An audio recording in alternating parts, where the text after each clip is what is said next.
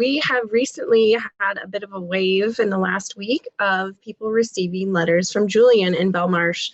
And so some people have graciously allowed us to put them on our Twitter account and publish photos of their letters. Other people are posting them themselves on their own Twitter account. Some are choosing to stay anonymous. Some are happy to acknowledge that they are sending letters and Julian has responded back.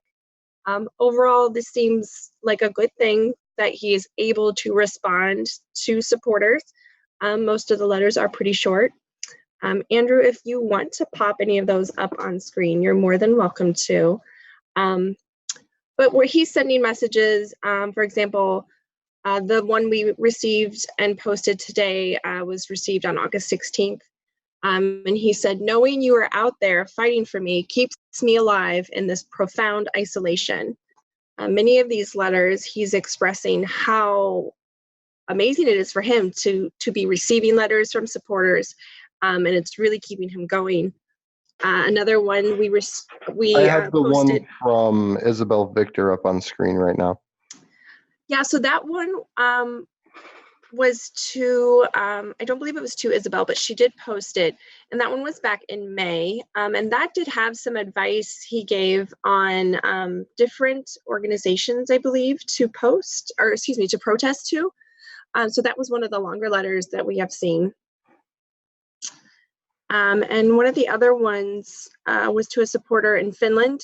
And he said, it is people like you, great and small, fighting to save my life that keeps me going. We can win this. And I really think there's a mutual relationships here of we as supporters are sending him messages that are keeping him going, and then getting to hear his words back are keeping his supporters going too. So it's a really cool thing that just in the last week, we've had a lot of people, we actually had some in the US too, that have posted that they've received letters. So that's exciting too, that there's international letters making it from Belmarsh, because everybody was a little unsure of the stamp situation and if he would be able to actually send letters out of the UK. So yeah, it's been pretty exciting to see these. And like I said, I think it's really keeping people's spirits up to hear from him again. Yeah, Okay. so this is I was going to say, this is the letter that she was just talking about. And I want to read the end part of this because it just cracks me up. It says, well, not cracks me up, but really just shows like what he's thinking about. He says, don't let the bastards sacrifice freedom of speech, European democracy, and my life on the altar of Brexit. So I think that's something that for a lot of people is really important to make sure that that message gets out there too. And then this next one here that I'm going to pull up, it's just a simple thank you. And I just think it's really cool to show. And then I think I have one more, and it's just another simple thank you letter. So he is receiving our letters, so I think that's something really cool. So shout out to I think it's Letters for Assange or Write for Assange, because they did an awesome job. Yeah, if you go to @Write Julian on Twitter, they are the campaign encouraging people to write, and they also have the do's and don'ts for sending letters to Belmarsh. There is some stipulations on what you can and can't send.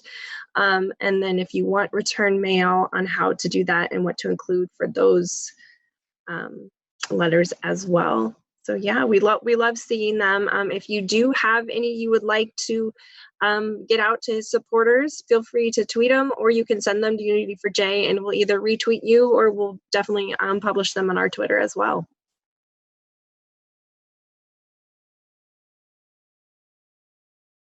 I think it's okay to update him on public factual information on things he's interested in. I know the Write for Julian campaign did say if you had any sensitive information to send that to his lawyers. Because I know at one time people were sending him a lot of things at the embassy that he was collecting and keeping for his case. But now perhaps just because when you send a letter to Belmarsh, it's going to go through security and it may or may not get to him. So if you have something very sensitive that would help his lawyers or his case, send it just directly to his lawyers.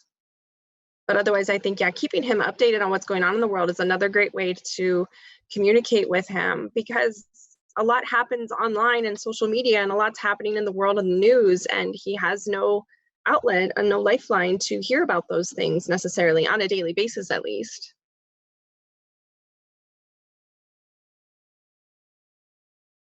If you're writing a letter of support to someone, you don't have to, dump it all out on the page. You really don't. You can leave it as simple as thank you for, X amount of years of constantly presenting the truth. You can say like,